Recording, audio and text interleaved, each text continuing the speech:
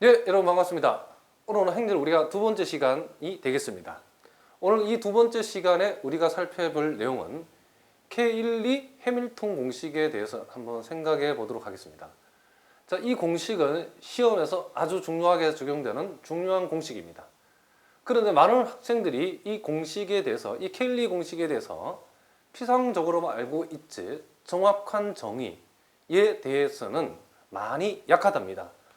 그래서 오늘 이 켈리 해밀턴 공식이 충분 조건으로서는 성립하지만은 필요 조건으로서는 성립하지 않는다는 이 중요한 내용과 또 켈리 해밀턴 공식이 어떠한 경우에 우리가 활용이 되고 의미를 갖게 되는지에 대해서 우리가 한번 정리하고 우리가 시험을 대비하는 시간을 갖도록 하겠습니다.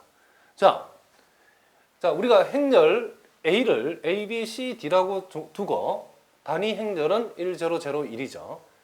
어떤 의미의 2 곱하기 2 행렬에 대해서 행렬 A에 관한 2차식을 만들어 보면 A제곱 마이너스 A 플러스 D, A 플러스 AD 마이너스 BC E 이꼴 제로라는 형태의 2차식이 항상 나온답니다. 그래서 어떤 2 곱하기 2 행렬이 주어지고 그거에 관한 2차식을 완성하는 것이 이렇게 완성할 수 있다는 것이 바로 케일리 해밀턴 공식이랍니다.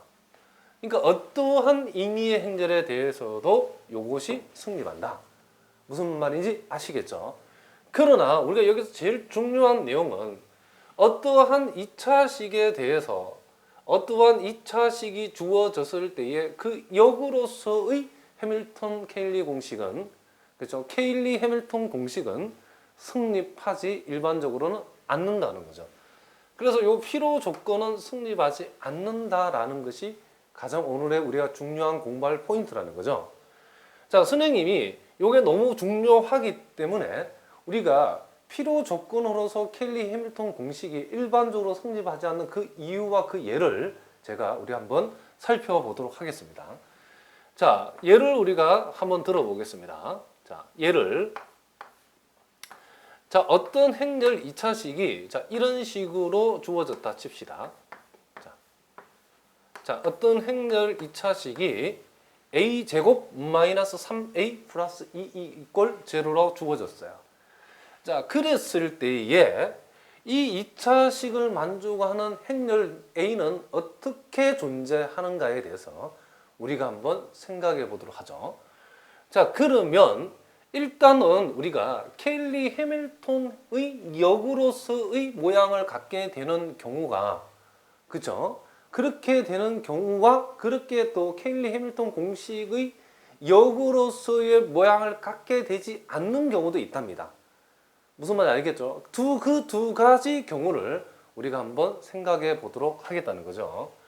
즉 2차식이 주어지고 역으로 행렬을 찾아가는 경로는 케일리 해밀턴 공식, 케일리 공식의 경로로 쫓아가는 경우도 있고 그리고 케일리 해밀턴 공식하고는 상관이 없이 찾아가는 경로가 있답니다.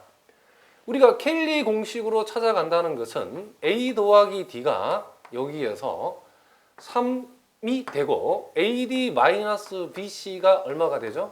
여기에서 2가 되기 때문에 A 더하기 D가 3이고 AD-BC가 2가 되는 행렬이면 다 이 조건을 만족한답니다. 그렇기 때문에 우리가 그런 행렬의 예를 간단하게 들어보면 요게 1이고 요게 2면 이 3이라는 조건을 만족한답니다. 그렇죠? 그리고 AD-BC가 2가 되기 위해서는 요게 0이고 요게 1이라는 행렬의 예를 들게 되면 즉 AD-BC가 2가 되기 때문에 요 행렬은 요 조건을 만족하는 행렬 중에 하나랍니다. 그런데 우리가 행렬 A는 요거 하나만 존재하는 것이 아니라 요게 1하고 2일 때 우리가 0을 이렇게 두고 요 1을 2로 바꾸어도 오케이고 그리고 1하고 0하고 2로 두고 요 자리를 3으로 둬도 여전히 A 더하기 D는 3이고 A 더하기 BC는 2가 되기 때문에 이 조건을 만족한답니다. 그래서 어떤 특정 2차식을 만족하는 행렬은 케일리의 역으로 찾아갔을 때에 우리가 결과적으로 살펴보면 무수히 특별한 다른 조건이 없다 그러면 무수히 많은 행렬이라는 것을 우리가 알 수 있답니다. 그런데 이 2차식을 만족하는 행렬이 케일리의 역으로서만 존재하는 것이 아니답니다. 어떤 경우도 있냐면 케일리 공식하고 상관없는 경우, 자, 요 경우를 선생님이 이 밑에다 한번 적어 보겠습니다. 그렇다 그러면 케일리와 상관이 없는 행렬 A는 어떻게 존재하냐면 단위 행렬꼴로서 존재한다는 것을 우리가 알려져 있답니다. 그래서 행렬 A를 실수 K 곱하기 단위 행렬 E꼴로 뒀을 때에 요것을 여기다가 대입해서 요 식을 만족하는 K를 우리가 한번 구해 보면, 자, 요게 0이 되기 위해서는 이 전체가 0이 되어야 되기 때문에 K는 2가 되든지 또는 K는 1이 된다는 것을 우리가 알 수 있죠. 그렇다 그러면 행렬 A는 K가 2일 때는 2 단위 행렬이니까 2, 0, 0, 2가 되고, 자, 또는 K가 1일 때는 1, 0, 0, 1이라고 하는 요런 모양의 행렬도 요 2차식을 어떻게 한다? 만족한다라는 것을 우리가 알 수 있답니다. 그런데 여러분 보다시피 여기에서 A 더하기 D가 4가 되기 때문에 요 3하고 상관이 없고 AD-BC 역시도 4가 되기 때문에 요 2하고 상관이 없답니다. 무슨 말인지 이해가 되시죠? 자, 그래서 우리가 반드시 기억해야 될 내용이 뭐냐면 2 곱하기 2의 임의의 2차 정사각행렬에 대해서 A제곱으로 시작하는 이런 모양의 2차식이 성립하는 케일리 공식이 충분 조건은 항상 성립하지만은 어떤 2차식을 가지고 역으로 행렬 A를 찾아갈 적에는 케일리 공식의 역으로서 찾아가는 경우의 행렬은 특별한 조건이 없으면 무수히 많답니다. 무슨 말인지 아시겠죠? 그리고 케일리 공식하고는 상관이 없이 단위 행렬꼴로서 요 2차식을 만족하는 행렬이 존재할 수 어떻다? 있답니다.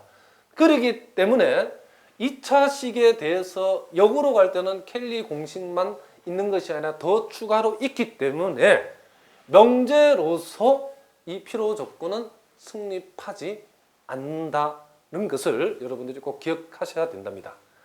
무슨 말인지 아시겠죠?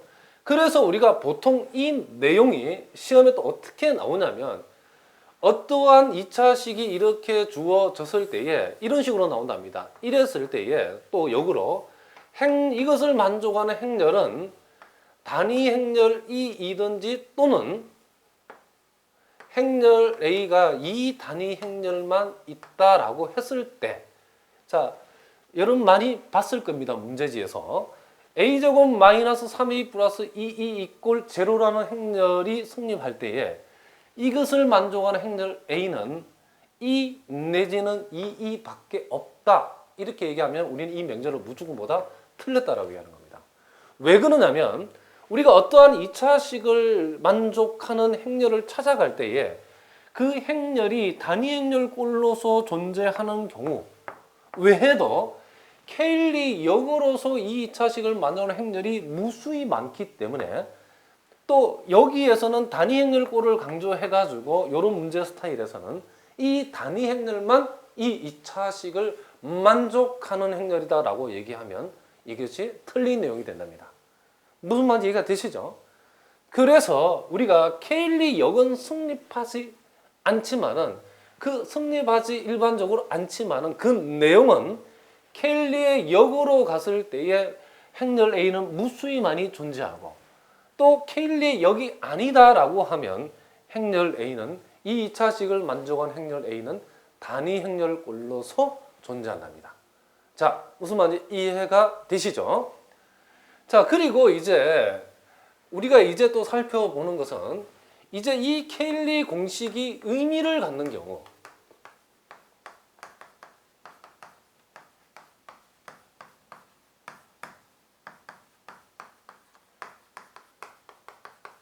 자, 우리가 조금 전에는 우리가 이 케일리 공식의 정의에서 필요 조건이 일반적으로 성립하지 않는다라는 것을 우리가 공부를 했습니다.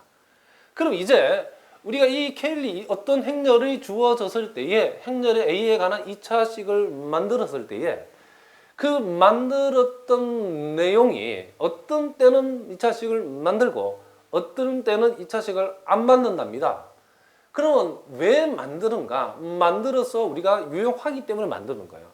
그러니까 만들어 가지고 의미를 갖는다 이 말은 만들어서 써먹을 수 있을 때 만든답니다. 그래서 지금 우리가 살펴보고자 하는 것은 케일리 공식이 의미를 갖는 경우라고 하는 것은 케일리 공식을 활용해서 문제를 푸는데 도움이 되는 경우가 어떤 경우들이 있는가? 그걸 어떻게 판단하는가? 이것도 대단히 중요한 내용입니다. 그래서 우리가 첫 번째 어떤 행렬 A가 주어졌을 때 AD-BC가 -1이고 그리고 AND AD-BC가 만약에 1인 모양을 보여주고 있을 때는 행렬 A에 관한 2차식을 만든답니다. 자, 그럼 실제로 만들어 보면 행렬 A에 관한 2차식이 이렇게 되죠. 그렇기 때문에 요거는 행렬 A의 세제곱이 단위 행렬이 되기 때문에 활용 가치가 의미를 갖게 된답니다. 또 두 번째는 어떨 때 우리가 켈리 공식을 쓰냐면 A 더하기 D가 1이 나오고 AD-BC가 1인 경우에도 켈리 공식을 쓴답니다. 이렇게 될 때는 A의 제곱 마이너스 A 플러스 2라고 하는 것이 2라고 이꼴 제로가 되죠. 이 경우는 A를 3승했을 때 마이너스 단위 행렬이 되고 다시 6승하게 되면 단위 행렬 꼴이 된답니다. 또 우리가 세 번째에 A 더하기 D가 0인 경우에도 케일리 공식은 의미를 갖습니다. A 더하기 D가 0이게 되면 A의 제곱은 넘어갔을 때에 AD-BC의 마이너스 값을 K라는 실수로 상수 처리를 해버리면 A의 제곱이 단위 행렬 꼴이라는 경우로 우리가 써먹을 수 있답니다. 특별히 우리가 이 경우는 시험에 많이 나오는 경우인데 A 더하기 D가 제로인 행렬은 그 행렬을 제곱한 것은 임의의 다른 행렬과 뭐가 성립한다? 그렇죠. 교환이 성립한다는 것을 우리가 알 수가 있답니다. 왜 그렇습니까? 요식 우변에서 앞쪽에다가 b를 곱한 거나 뒤쪽에다 b를 곱한 거나 같기 때문에 요식 a제곱 좌변에다가 앞쪽에 b 곱하거나 뒤쪽에 b를 곱하나 같은 결과죠. 그래서 제곱이 어떤 행렬이 단위 행렬꼴이면 무조건 교환이 성립한다라고 이해하셔도 됩니다. 아무튼 간에 A 더하기 D가 제로인 행렬은 제곱하게 되면 다른 행렬과 교환이 성립한다. 그런 얘기죠. 자, 그리고 네 번째 그것도 활용 범위가 넓은데 AD-BC가 제로다.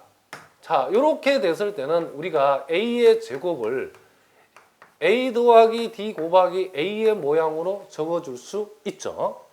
그래서 이 경우에는 다시 이것이 A를 n승했을 때에 A 더하기 D에 이것이 n-1승 A가 성립한다는 것을 알 수 있답니다.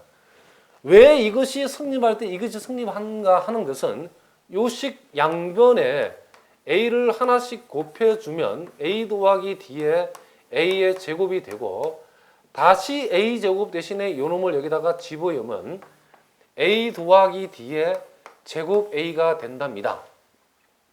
그래서 A의 제곱은 A 더하기 D의 1승 A고 A의 세제곱은 A 더하기 D의 제곱 A이기 때문에 이런 식으로 계속 가게 되면 A의 n승은 A 더하기 D만 n-1승 해준 A로 쓰면 된다는 것입니다.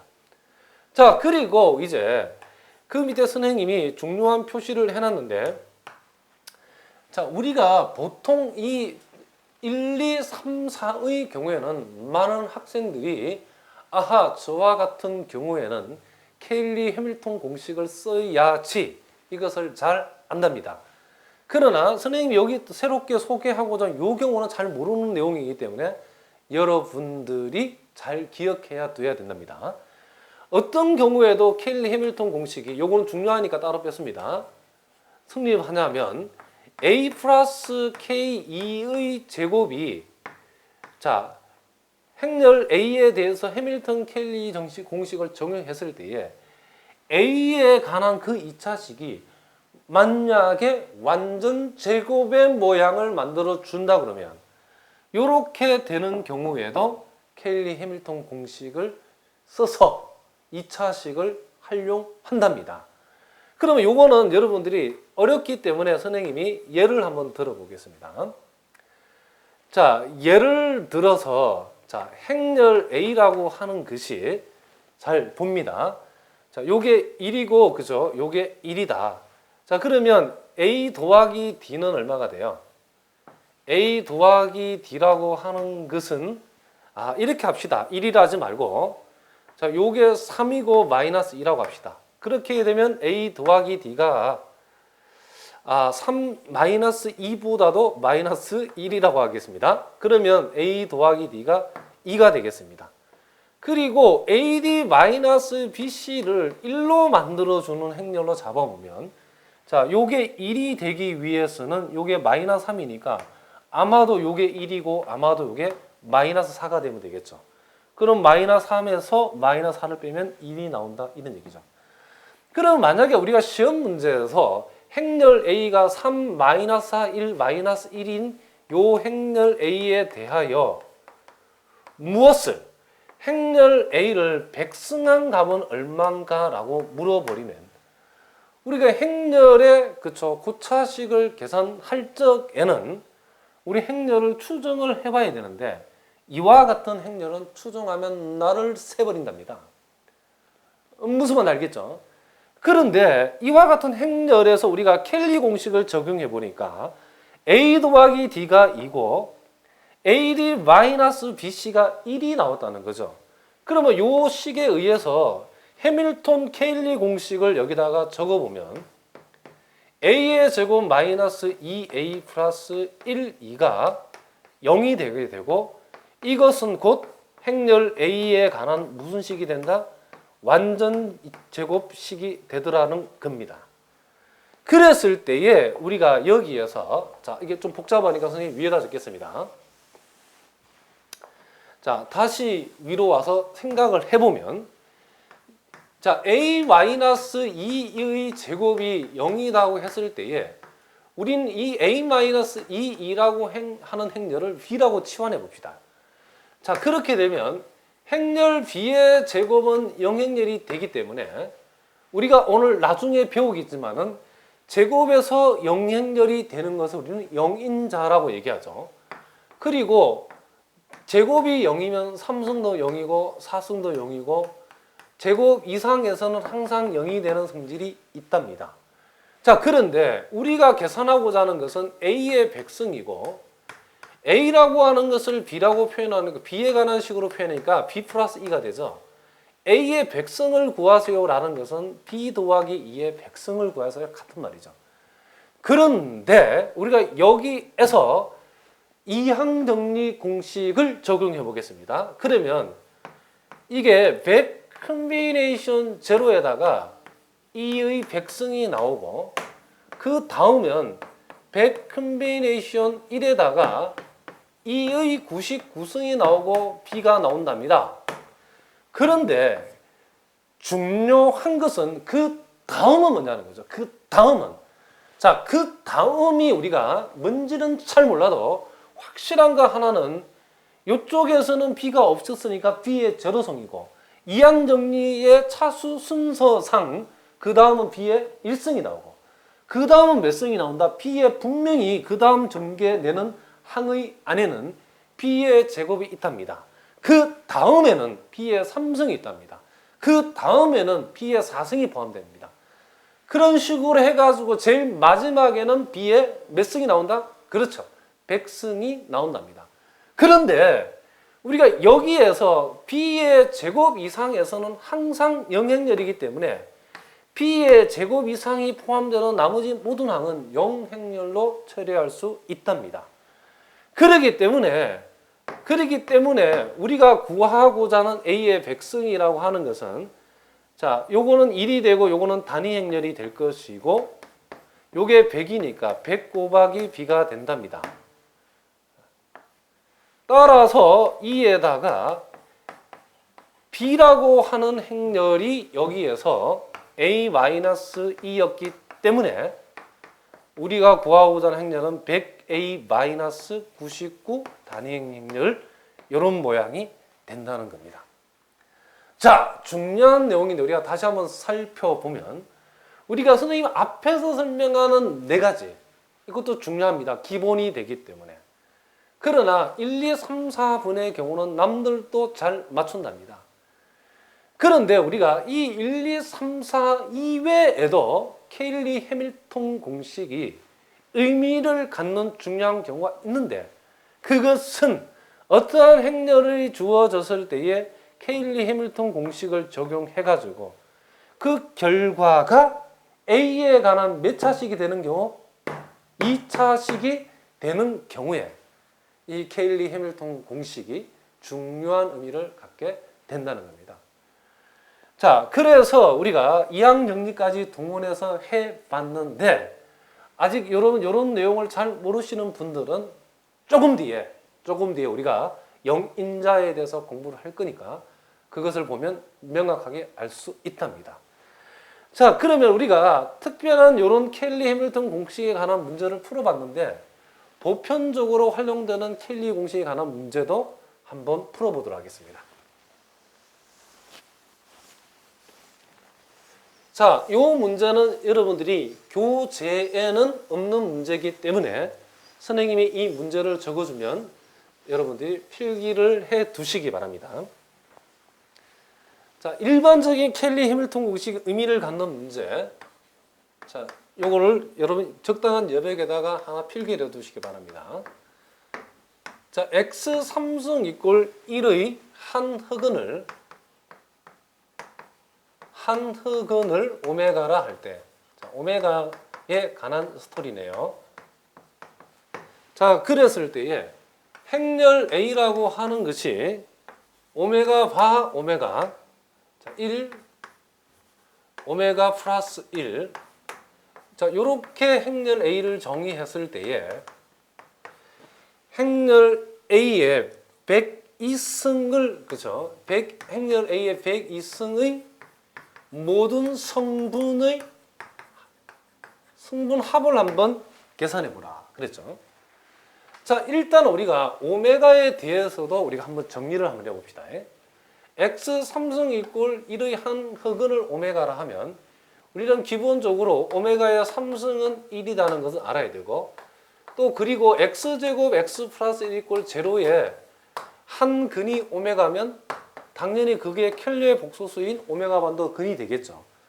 그래서 우리가 필요하다 그러면 오메가 플러스 오메가 바라는 것은 이 방정식의 두근 합이니까 마이너스 1이고 오메가의 곱은 오메가 바의 곱은 두근의 이 방정식의 두근의 곱에 해당되기 때문에 1이 된다는 것을 알 수 있답니다. 자, 그렇기 때문에 일단 우리가 해밀턴 케일리 공식을 여기다 적용을 해보면 이렇게 두 개 더했을 때에 오메가 바 오메가 플러스 1이 되는데 요 값이 마이너스 1이기 때문에 A 더하기 D가 뭐가 된다? 제로가 된다. 자, 앞에서 A 더하기 D가 제로가 되는 행렬은 제곱했을 때의 단위 행렬꼴이 된다고 그랬죠. 그렇기 때문에 요거는 해밀턴 케일리 공식 쓴답니다. AD-BC는 뭐가 되는가? 자, 오메가 바에다가 오메가 바 마이너스 오메가랍니다. 자, 그런데 자, 요 값은 1이 되고 오메가 바라고 하는 것은 요 위의 식에서 마이너스 1 마이너스 오메가라고 쓸 수 있습니다. 자, 1하고 마이너스 1 없어지고 남는 것은 2 마이너스 오메가랍니다. 그래서 자, 우리가 K12 공식에 의해서 행렬 A에 관한 2차식을 만들어 보면 A 더하기 D가 제로고 AD 마이너스 BC가 마이너스 2이기 때문에 요 곱한 놈을 이항을 시켜버리면 행렬 A의 제곱이 2 오메가 단위 행렬 꼴이 된답니다. 따라서 양변을 몇 승 하면, 그렇죠, 51승을 해버리면 2도 51승, 오메가도 51승, 단위 행렬도 51승을 해주면 2의 51승에다가 오메가의 51승은 오메가의 3승의 27승이죠. 그렇죠? 그래서 요 놈이 오메가 3승은 1인데 27승이 아니군요. 17승 되겠네요. 그렇죠? 오메가 3승에 17승이니까 이게 1이 된다는 거죠. 그래서 결과적으로 2의 51승 단위 행렬이 된답니다. 따라서 성분의 합은, 이 행렬의 승분의 총합은 2의 51승을 2배 한가, 즉 2의 52승이 답이 된답니다. 자, 우리가 10-가의 내용에, 그죠, 가에 나오는 이런 방정식의 중요한 성질을 에다가 이 케일리 해밀턴 공식과 관련된 내용을 결합한 문제. 자, 이런 문제도 시험에 잘 출제될 수 있답니다. 자, 계속해서 거기에 이제 우리 교재에 있는 문제를 한번 풀어보도록 하겠습니다. 자, 그 교재의 1번 문제를 보니까, 자, 행렬 A가 4하고 1하고 2하고 3이다 그랬고, 실수 PQ에 대해서 P는 Q보다 큰데 행렬 XY가 행렬 A와 이와 같은 관계식을 만족한다. 자, 요렇게 되고, 그리고 요것이 0이 된다 라고 얘기했어요. 이럴 때 실수 PQ를 한번 구해보라 그랬죠. 우리는 요 식에서 첫 번째, y라고 하는 것은 2 마이너스 행렬 x이기 때문에 이것을 여기다가 적용을 해버리면 행렬 a라고 하는 것은, 자, p 곱하기 x에다가 y 대신에 2 마이너스 단위 행렬을 적어볼 수 있겠죠. 그러면 행렬 a에서 q2라고 하는 행렬을 뺀 값은 남아있는 것이, 그쵸, p 마이너스 q x가 된다는 것을 알 수 있습니다. 또 요 식을 이제 x에 대해서 풀면 x는 2-y가 되기 때문에 요 내용을 여기에다가 적용을 하면 행렬 a는 p 곱하기 2-y qy가 된다는 것을 알 수 있답니다. 그래서 우리가 행렬 a-p2라고 하는 것은 여기에서 마이너스 p 플러스 qy가 된다는 것을 알 수 있답니다. 그럼 우리가 왜 기역과 이 니은에 관한 행식으로 정리를 했냐면, 우린 여기에서 기역하고 니은을 곱해가지고 곱했을 때에 이 우변에서 요 라지 행렬 x와 행렬 y가 만나면 요 조건에 의해서 영행렬이 된다는 조건이 있죠. 그래서 그것을 활용하기 위해서 이렇게 했답니다. 그래서 행렬 A- 자변을 보면 P2에다가 행렬 A-Q2라고 하는 행렬이 영행렬이기 때문에 행렬 A의 제곱 마이너스 P 플러스 Q의 A, P 곱하기 Q 2 이꼴 제로라는 2차식이 완성이 됐답니다.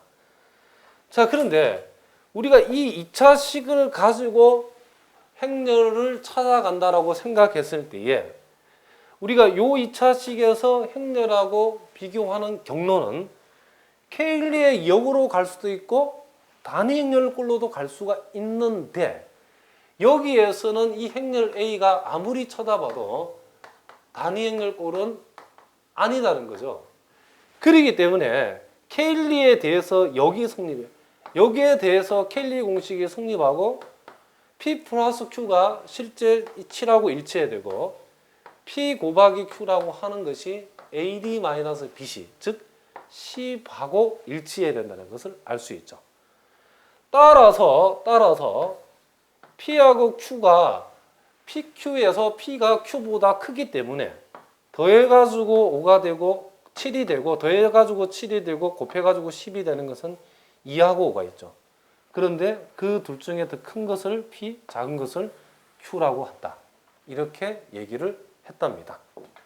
자, 무슨 말인지 아시겠죠? 자, 계속해서 2번 문제를 한번 보도록 하겠습니다.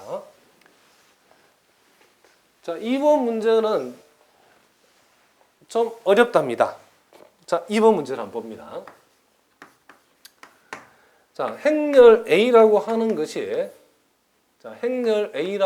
것이 X, Z, Z, 자, Y라고 그랬고 단위 행렬을 포함한 그 이 행렬에 대해서 행렬 A의 제곱 마이너스 5A 플러스 자, 6이 이꼴 제로를 만족하는 행렬 A에 포함되어 있는 미정계수 x, y의 자치의 방정식을 좌표 평면하면 나타내보라고 그랬죠.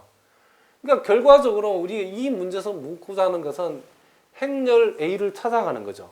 2차 식에서 행렬 A를 찾아가는 거죠. 우리가 해밀턴 케일리 공식의 역은 일반적으로 성립하지 않고 그 역의 내용은 두 가지 경로가 있다고 그랬죠. 첫째는 케일리의 역으로 가는 경우하고 두 번째는 행렬 A가 뭐가 되는 경우? 그렇죠. 단위 행렬꼴이 되는 경우. 이 두 가지로 조사를 했죠. 그래서 우리가 일반적으로 이거를 분류를 할 적에는 케일리 공식이 그렇죠. 통력이 되는 경우하고 두 번째 행렬 A가 무슨 꼴일 때 단위 행렬꼴인 경우하고 이렇게 둘로 나눈답니다. 그러면 케일리 공식이 성립한다 그러면 x 플러스 y라고 하는 것은 뭐가 돼야 되고 그렇죠. 5가 돼야 되고 AD 마이너스 BC에 해당되는 XY 마이너스 Z 제곱은 6이 돼야 되겠죠. 그럼 우리는 여기에서 Z 제곱이라고 하는 것은 X 곱하기 Y 마이너스 6이고 실수를 제곱한 값은 항상 0보다 크거나 같기 때문에 따라서 여기서 Y는 X분의 6보다 크다나 같다. 그래서 첫 번째 조건은 요거와 요것을 만족하는 내용을 좌표 평면에 그려주면 되겠죠. 두 번째 단위 행렬꼴이라 그러면 요 식을 여기다 대입해가지고 실제 요것을 만족하는 K가 얼마인지를 살펴봐야 되겠죠. 자, 이렇게 되고 요게 0이 되기 위해서는 K는 2 내지는 3이 되면 되죠. 그래서 이때 행렬 A라고 하는 것은 K가 2일 때는 2002가 되고 K가 3일 때는 3003이 되는데 이 내용이 요거하고 비교했을 때에 요 첫 번째 경우는 X가 2가 되고 Y가 2가 되는 경우고 이 두 번째 경우는 X가 3이 되고 Y가 뭐가 되는 경우다? 그렇죠. 3이 되는 경우다는 거죠. 그래서 우리는 이 내용 그리고 요 내용과 요 내용을 좌표 평면에다 어떻게 한다? 그려주면 된다는 거죠. 그래서 우리가 그림을 여기다가 선생님 한번 그려보면 먼저 요거는 유리함수죠. 그러니까 대략적으로 유리함수 그림을 그리고 그 유리함수의 위쪽이면서 동시에 y = x. 그림이 너무 이상합니다. 다시 한번 해보겠습니다. 자, 다시 한번 우리가 그림을 그려보면 자, 요 직선을 제가 먼저 볼게요. x 플러스 y = 5라는 직선하고 자, 요렇게 대충 이것도 이상하네요. 자, 요렇게 대충 생겨먹은 2차 함수하고 유리함수하고 자, 요렇게 하면 요게 2가 되고 요게 3이 되면 되겠죠. 자, 2일 때는 요게 3이 되면 되고 3일 때는 요게 2가 되기 때문에 지금 요 두 함수의 교점이 2,3, 3,2죠. 예를 들어보면. 그런데 이 곡선 위쪽이면서 이 직선 위가 된다는 것은 여기를 가리키는 거고 또 동시에 여기에서 2,2하고 3,3이 답이 되죠. 그래서 2,2도 찍어주고 3,3도 찍어주게 되면 보기에서 이런 모양에 해당되는 그림은 바로 4번이랍니다. 보기에 4번 이런 그림이 있죠. 그래서 우리가 다시 한번 이 내용을 보면 우리가 해밀턴 케일리 공식이 어떤 2차식이 어떤 2 곱하기 2 행렬이 주어졌을 때에 충분 조건으로서 해밀턴 케일리 공식은 항상 능집하지만은 그 역으로서의 해밀턴 케일리 공식은 공식으로서는 성립하지 않는다 그랬죠. 그 말은 케일리 공식이 안 된다라는 말보다도 정확하게 말하면 케일리 공식 역으로서 케일리 공식이 성립하는 경우하고 그 외에 더 있다는 거죠. 케일리 공식하고 상관하지 않고 그 2차식을 만족한 행렬이 추가적으로 더 존재한다는 거죠. 그런데 그 존재하는 케일리 공식 외에 존재하는 그 행렬들은 어디에 있는가? 바로 행렬 A가 단위 행렬을 꾸릴 때에 그런 모양이 있다는 거다. 자, 무슨 말인지 아시겠죠? 자, 우리가 이렇게 해가지고 우리가 해밀턴 케일리 공식과 관련된 문제를 정리를 했죠. 자, 이제 여러분 교재 그 다음 페이지를 보도록 하겠습니다.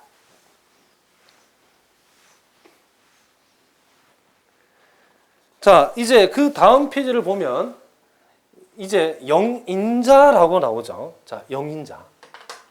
자, 뭐라고요? 그렇죠. 영인자. 자, 영인자라고 하는 것도 행렬에서 무지하게 중요한 이론이랍니다. 자, 우리가 어떤 행렬이 있는데 그 행렬이 영행렬이 아니에요. 영행렬이 아닌 행렬끼리를 몇 판 곱했더니 그놈이 영행렬 나오더라. 물론 이 n은 2 이상이 된다 이런 얘기죠. 그러니까 영행렬이 아닌데 저희들끼리 거듭 곱해 보니까 그 결과가 영행렬 되는 거. 영행렬도 아닌데 곱하니까 영행렬 된다. 이걸 뭐라고 하자? 영을 만들어주는 인자, 영인자라고 한다는 거죠. 그런데 이 행렬 영인자에는 독특한 중요한 성질이 몇 가지 있답니다. 그래서 오늘 그 중요한 성질들을 우리가 이끌어내보고 그것을 우리가 한번 이해해 보도록 하겠습니다. 자, 우리가 기본적으로 예를 들어서 A의 제곱이 영행렬이다. A가 영행렬이 아닌데 A 제곱이 영행렬이다라고 했을 때는 가장 먼저 성립하는 것이 A의 역행렬이 존재하지 않는다. 자, 요 절대값은 제가 디터민이라고 읽는다고 그랬죠. A의 디터민이 0이라는 것은 A-B가 0이라는 뜻이에요. 그래서 A의 제곱이 0일 때는 A의 역행렬이 존재하지 않는다가 성립해야 돼요. 왜 그러냐면 만약에 A의 역행렬이 존재한다 그러면 A를 여기다 한 번 주고 A를 두 번 주어버리면 A의 역행렬이 있다라고 해버리면 단위 행렬이 영행렬 되는 모순이 생긴다는 거죠. 그래서 이걸 이제 일반적으로 적어보면 영인자는 첫 번째에 뭐가 존재하지 않는다? 그렇죠. 역행렬이 존재하지 않아요. 가장 중요한 특징 하나입니다. 그래서 그 말은 A의 디터민, 즉 AD-BC의 값이 항상 영인자는 제로가 됩니다. 알겠죠? 그렇기 때문에 우리가 여기에서 우리가 앞에서 배웠던 것처럼 케일리 공식 중에서 AD-BC가 제로가 되면 A의 제곱이 A 더하기 D의 A가 되고 A의 세 제곱이 A 더하기 D의 제곱 A가 되고 A의 네 제곱은 A 더하기 D의 3승 A가 되고 A의 n승이라고 하는 것이 A 더하기 D의 n-1승 A가 된다라고 배웠죠. 그런데 우리가 여기에서 A의 n승을 문제에서 영행렬이라고 했기 때문에 이거 전체가 지금 영행렬이 되어야 된다 이런 얘기죠. 그러면 A가 영행렬이 아니기 때문에 A 더하기 D가 반드시 뭐가 되어야 된다? 그렇죠. 0이 되어야 된다 이런 얘기죠. 그러니까 요것이 자 영인자의 두 번째 성질이죠. 뭐라고요? A 더하기 D. 우리가 보통 요것을 뭐라고 쓰기도 하냐면 TA라고 적고 행렬 A의 트레이스 값이다. 이렇게 이야기하기도 한답니다. 물론 우리 고등학교는 이렇게 얘기하지 않고 대학교에서 이렇게 얘기한답니다. 트레이스 A. 우리도 좀 있어 보이니까 그렇게 한번 표현해 봅시다. 트레이스 A도 0이 되고 디터민도 0이 되는 게 영인자의 중요한 두 가지 성질입니다. 또 영인자의 세 번째 성질은 뭐냐면 이거랍니다. 자, 여기에서 A 더하기 D가 0이라는 결론이 나왔기 때문에 요놈들이 몽땅 다 0이 된답니다. 그래서 A의 제곱도 0이고 A의 세제곱도 0이고 A의 4제곱도 0이고 이런 식으로 A가 2승 이상의 A에 대해서는 항상 0을 만들어 버립니다. 그래서 우리가 시험 문제에서 A의 제곱이 0이다 이러면 3승, 4승 다 0이고 A의 3승이 0이다 그러면 2승, 4승, 5승, 6승 다 0이 된답니다. 어느 하나만 2승 이상에서 A의 2승 이상에서 어느 그라도 하나가 0이 되면 2승 이상의 모든 A의 거듭 제곱의 값도 바로 영행렬이 된답니다. 자, 그렇기 때문에 요게 바로 우리가 영인자의 중요한 두 번째 성질이랍니다. 무슨 말인지 알겠죠? 2승 이상의 A에 가는 거듭 제곱의 값은 다 영행렬이다. 자, 그리고 이제 우리가 또 네 번째는 어떤 행렬을 제곱해가지고 영인자 되는 이것을 만족하는 행렬 X는 존재하지 않는답니다. 자, 요 X는 행렬이고 요거는 안 된다는 X입니다. 그러니까 어떤 행렬을 제곱해가지고 얘는 지금 뭐죠? 영인자죠. 제곱해가지고 영인자가 되는 행렬은 존재하지 않는다는 거죠. 왜 그런가? 만약에 이게 성립한다라고 하면 어떤 일이 벌어지냐면 이거식 양변을 제곱했을 때에 x의 4승이 a의 제곱이 되고 여기에서 a가 영인자이기 때문에 요놈이 0이 되면서 동시에 요놈이 0이 되는 일이 벌어져요. 따라서 무슨 일이 벌어지냐면 x 4승이 0이 되면 x가 또 영인자가 되어버리죠. 그래서 사태가 어떻게 발전하냐면 a의 제곱이 0이면 x 4승이 0이 되고 x 4승이 0이 되면 x 자체가 영인자가 되기 때문에 x 제곱이 또 영인자 되어버리고 x 제곱이 0이면 어떤 사태가 또 벌어지죠? a가 0이 되어버리기 때문에 a가 영인자는 이 조건에 맞아요, 안 맞아요? 안 맞다 이런 얘기 되는 거죠. 그래서 결론! 어떤 행렬을 제곱하더라도 그 결과를 영인자 만들게 할 수는 없다는 거죠. 제곱에서 영인자 되는 행렬은 존재한다, 안 한다? 안 한다. 이게 결론이랍니다. 자, 무슨 말 알겠죠? 자, 이런 내용을 가지고서 우리가 이제 그 문제를 하나씩 살펴보겠습니다. 자, 영인자에 관한 첫 번째 문제 보니까 행렬 A라고 하는 것이 자, 2하고 3하고 X하고 Y가 되어 있고 그리고 A의 우승이 0일 때에 X 플러스 Y를 계산해 보라 그랬죠. 자, 설마 여러분이 A 5승 빵 요 행렬 5번 곱해야지 아니 되옵니다. 그렇게 한다라고 하면 여러분 대학 가는 길이 매우 험난해진답니다. 무슨 말인지 알겠죠? 그런데 우리가 배운 대로 하자 그러면 5승해서 영행렬 된다. 이게 무슨 자? 영인자랍니다. 그럼 영인자는 그렇죠? 영인자랍니다. 그런데 이 영인자는 어떤 성질이 있다? 그렇죠. A 더하기 Y 즉 트레이스 값이 0이 돼야 되고 AD-BC 즉 디터민의 값도 0이 돼야 되죠. 그럼 우리는 여기에서 Y가 마이너스 2가 나왔고 여기에서 X가 마이너스 3분의 4가 나왔기 때문에 X 플러스 Y라고 하는 것은 마이너스 3분의 얼마다? 그렇죠. 10이랍니다. 무슨 말인지 알겠죠? A의 우승이 보인다고 그래가지고 무조건 행렬 A를 5번 곱하. 다 자살이다. 무슨 말 알겠죠? 영행렬이 아닌데 그 행렬을 거듭해서 곱했을 때 영행렬 되는 이런 행렬 A를 우리 뭐라고 한다?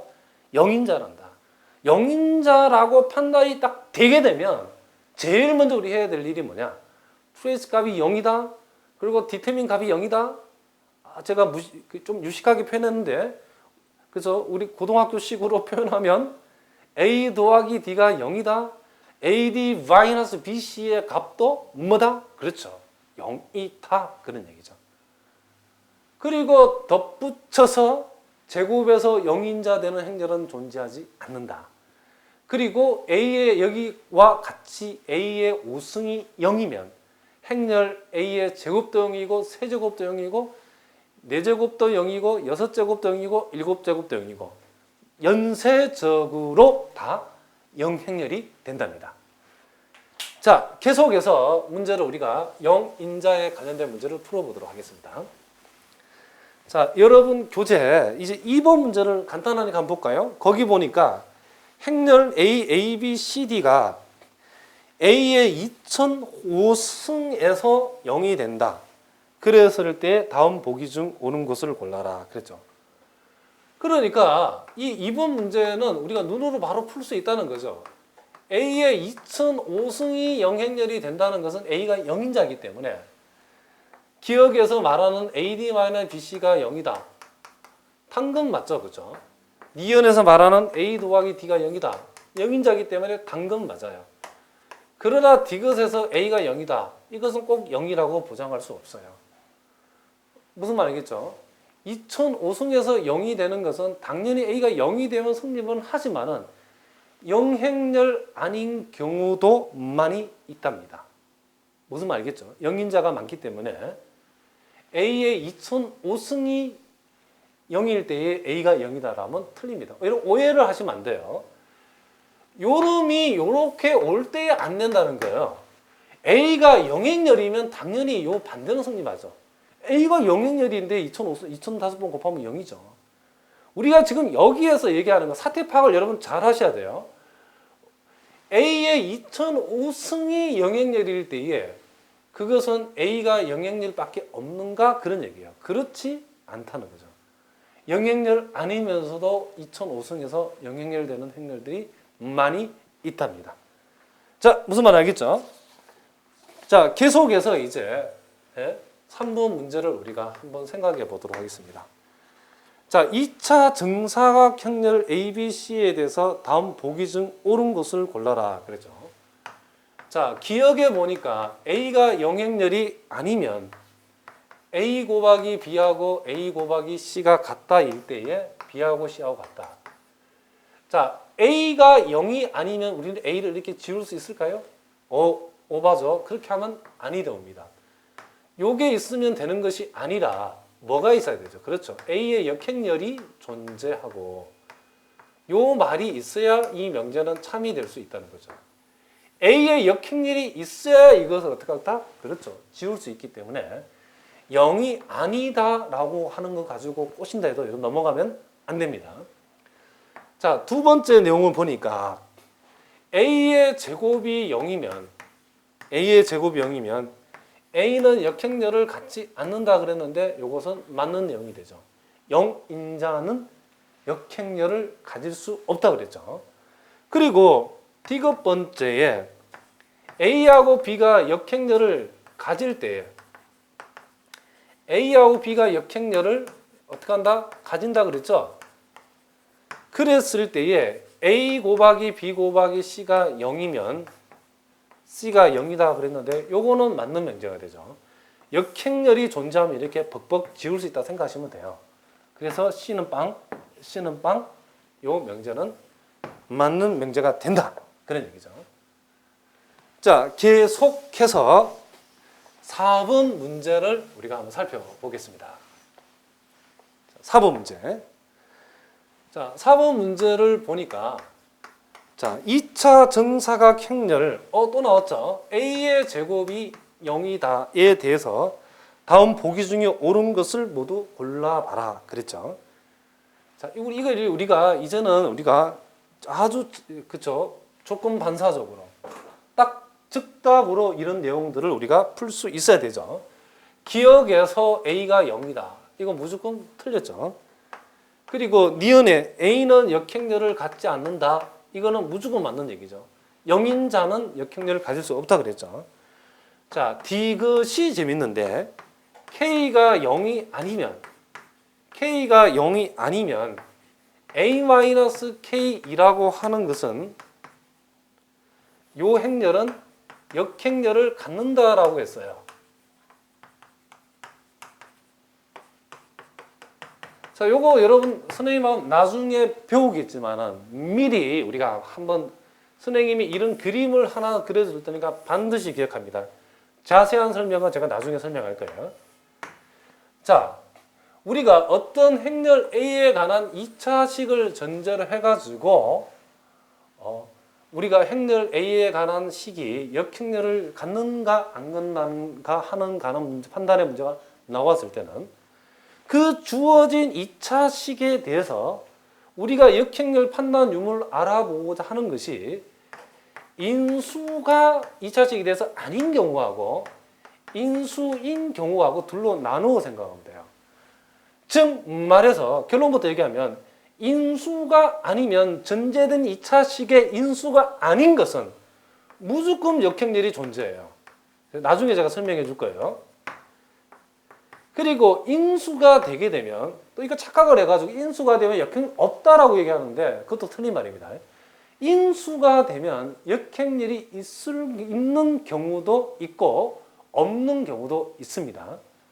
그래서 인수의 입장에서는 역행렬이 없는 경우하고 역행렬이 있는 경우 이 두 가지로 나누어집니다. 그래서 우리가 기억할 것은 확실한 것만 기억하시면 돼요. 인수가 아니면 무조건 역행렬이 있어요. 그리고 역행렬이 아닌 것은 또 무조건 뭐예요? 인수다는 거죠. 자, 선생님이 간단하게 예를 한번 들어보면 A의 제곱 마이너스 3A 마이너스 자 플러스 2E 이꼴 제로를 해봅시다. 그럼 요 2차식을 인수분해하면 A-2, A-2 이꼴 A-2, A- 이꼴 제로인데 만약에 이와 같은 2차식을 전제를 해놓고 A 플러스 3E의 역행렬이 존재하느냐라고 물으면 이건 무조건 오케이라고 그러세요. 왜요? 요 놈은 요 식에 뭐가 아니니까? 그렇죠. 인수가 아니니까. 뭐만 알겠죠?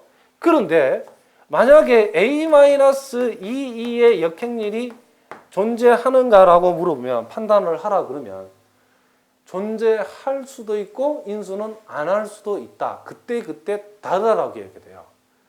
무슨 말이겠죠?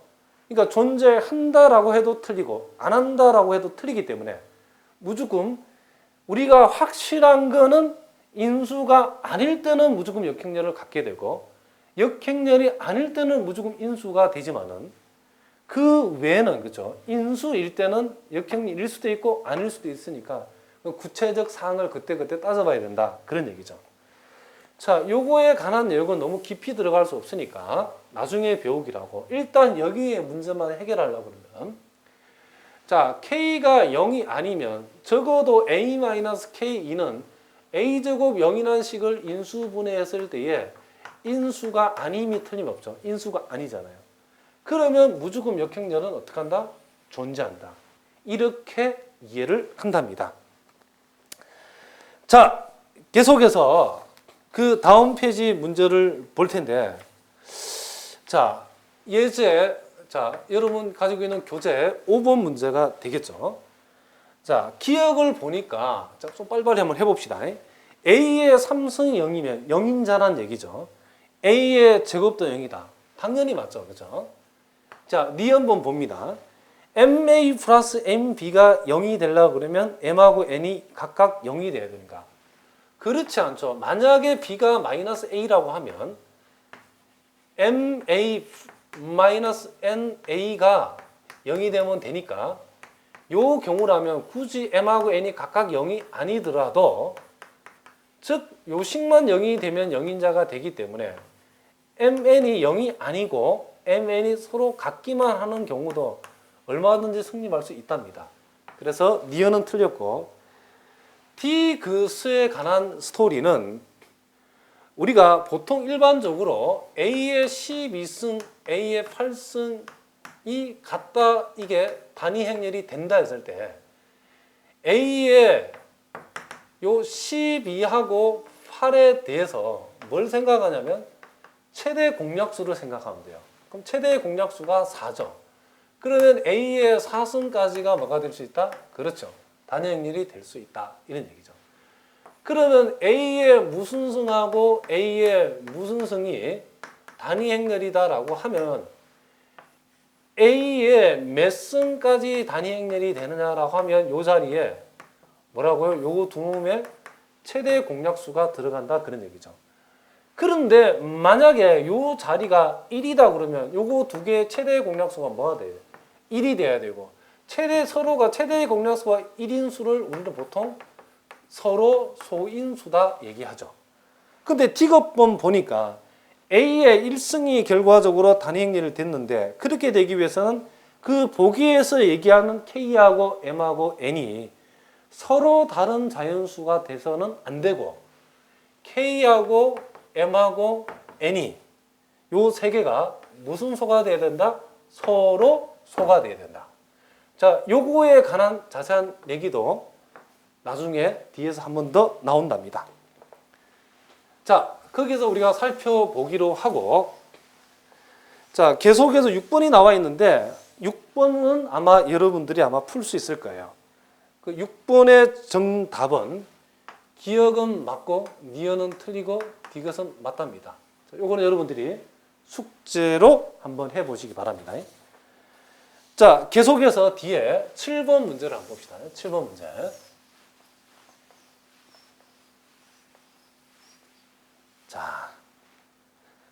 자, 7번 문제. 자, 별을 하나 붙여시기. 자, 별을 두 개를 붙입시다. 아주 좋은 문제입니다. 자, 행렬 A라고 하는 것이 1하고 0하고 1하고 자, A다. 그리고 행렬 N이라고 하는 것이 자, A의 N승 마이너스 단위 행렬이다. 이랬을 때에 다음 보기 중 옳은 것을 한번 골라봐라 그랬죠. 자, 여기 우리가 일단 행렬 N을 생각해 보면 이 N이라고 하는 것은 자, 요 행렬을 이렇게 생겨먹은 행렬을 NBR라고 그러면 1, 0, 1은 그대로 나오고 NA가 된다라고 그랬죠. 1, 0, 0, 1이니까 요 행렬의 모양이 이렇게 생겨먹었다는 거죠. 근데 이렇게 생겨먹은 건 요거는 우리가 딱 봐도 한눈에 무슨 인자? 그렇죠. 0인자죠. 왜요? A 더하기 D가 제로고 AD 말 BC가 제로니까. 그렇기 때문에 0인자이기 때문에 기역에서 N제곱이 0이다. 이게 무조건 오케이죠. 그리고 리얼도 무조건 오케이죠. 제곱을 해가지고 0인자 되는 행렬은 존재하지 않는다 그랬거든요. 자, 그래서 우리가 기역 리얼은 바로 해결하고 디귿번 리얼번은 해보면 되죠.